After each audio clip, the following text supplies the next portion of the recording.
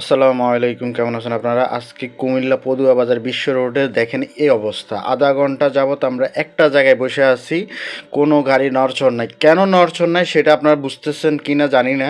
এই যে দেখেন প্রত্যেকটা সিএনজি এক একটা ২-৩ লাইন করে দাঁড়ায় আছে, তারপর লোকাল বাস তো আছে আইসা রাস্তার মধ্যে দাঁড়ায় থাকে। এই যে দাঁড়াইয়া দাঁড়াইয়া বিরক্ত, একটা গাড়ির ভিতরে বসে বিরক্ত ফিল হচ্ছে আমাদের। মানে কি যে বলবো, কুমিল্লা পদুয়া বাজার বিশ্ব রোডে যদি এই অবস্থা হয়, রহিম ভাই তো পুরা চাইতে আছে, কিছু কইতে পারতেছে না।